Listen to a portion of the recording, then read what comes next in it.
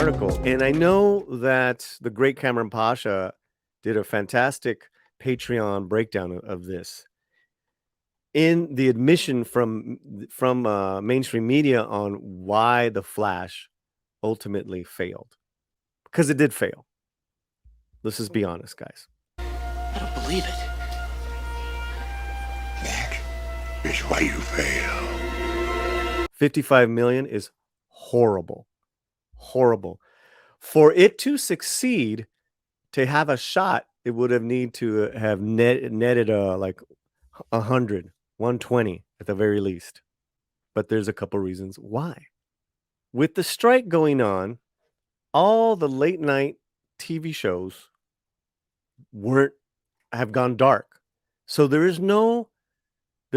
is a huge promotion on the kind of like, the tour, the press junkets that these actors do. And in this case, the actors that were available, Michael Keaton, Sasha Calle.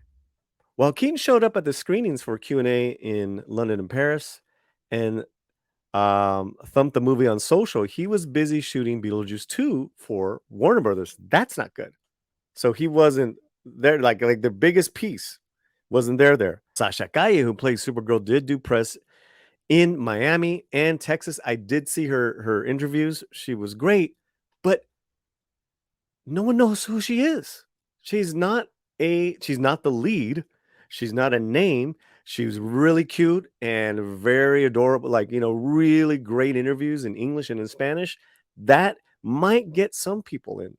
Late night TV provides fun, not to mention a controlled environment where talent can sidestep any sticky conversations.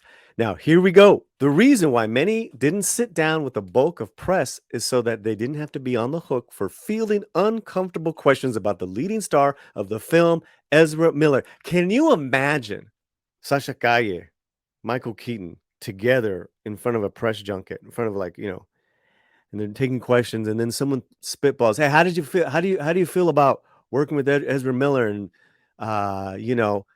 he choked out a pregnant woman. How's that feel? That would have been a PR nightmare. Let me tell you, this movie was screwed to begin with in far as marketing promotion once all that happened, because Ezra Miller is 95% of this movie. In fact, he double times.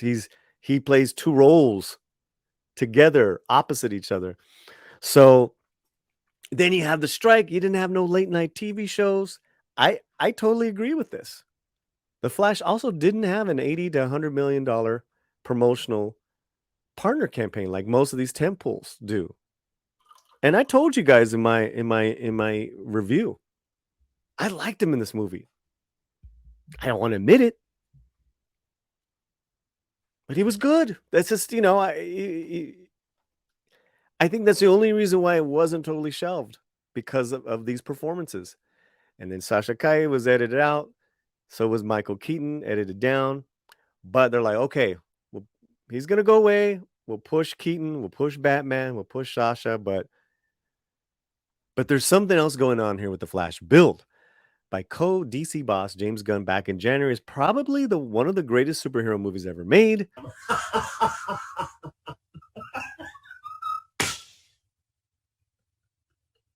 Hey, what's going on? That is not good, guys. Plus, with the buzz, coupled with the fact that The Flash is a very male-heavy, not pulling in as many women as Aquaman and Wonder Woman, is slowing it down. All of that, so much against it.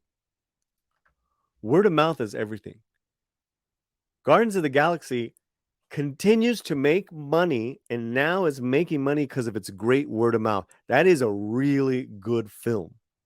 Spider-Verse, word of mouth. Plus, Spider-Verse got a tons of promotional partners.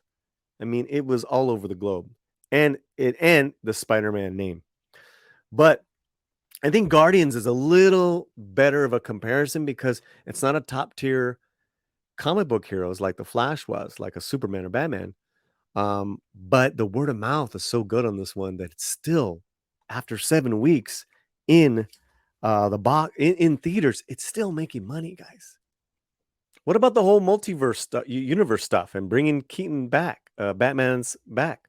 To the average Joe moviegoer, what The Flash is at the end of the day is a movie about a deeper universe DC character. And that's The Flash. Going deep universe on a superhero movie comes with the risk of posting less than 100 million plus opening. And yes, franchises have to start somewhere. Thor and Captain America, Aquaman. But those launched over Christmas. Those had great word of mouth. Had Ezra Miller been the opposite, right? This really good guy, doing great things. People really liking him, like a Sasha Kaye, right? And he's been building up like, good rapport. Maybe let's say this. What if he was Xolo Maridueña, Blue Beetle? People love Xolo. People love Xolo from Cobra Kai that they're willing to go check out Blue Beetle coming up. I think that's a good comparison. Xolo doesn't have any controversy that we know of compared to Miller. Xolo's very likable in his interviews, right? Ezra's gone and done some and said some very, very disturbing things. At the end of the day, this film could not run away from it. I get that Warner Brothers doubled down on this, reshot, delayed, said no to Batgirl, said yes to Blue Beetle. They put all their money into this one, and Shazam 2 got screwed. What's the other one? Black Adam. Well, Black Adam. I like Shazam too. It was a lot better than Black Adam. So I think this, along with the fact that it didn't get good word of mouth as a movie, and then it's a superhero movie, that's ultimately why this film is going to fail. Now, about 2 years ago, when I was regular on Midnight's Edge a lot, and these would come up, all the Ezra Miller shenanigans. And people were like, why haven't they fired him? Why haven't they done this? I said, listen, guys, you guys don't understand how this city works. He's for now a protected class. If he goes away and if he behaves between now and opening night, Ezra Miller is not going anywhere. They're not going to recast. They're not going to reshoot. And that's exactly what happened. People didn't believe me.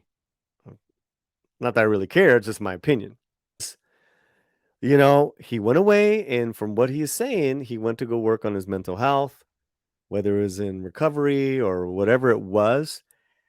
For me personally, because I'm 8 years into my recovery, I got to give any person who says that they're in recovery the benefit of the doubt. If Ezra Miller's capable, brother, I'm all behind you.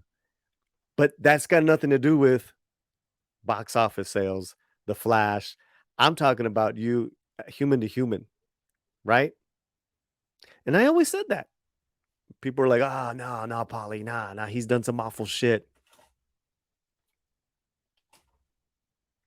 He's troubled. That's why we continue to talk about Ezra Miller. He was, and maybe he still is, a troubled soul. So he was not going anywhere at that time.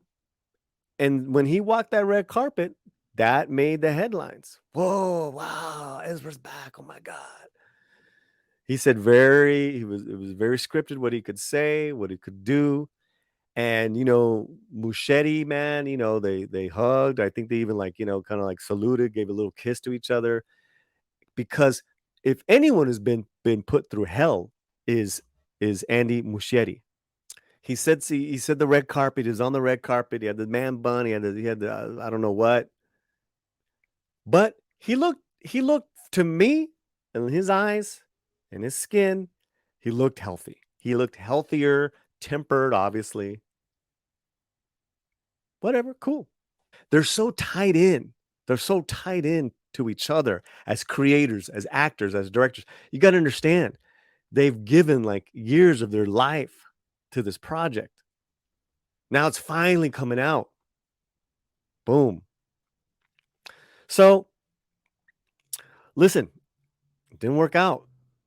It's not working out for this film. And it's probably going to fizzle fast in about 2 weeks. It'll probably be just really, maybe even out of the top 5. Kind of how Fast X and Transformers.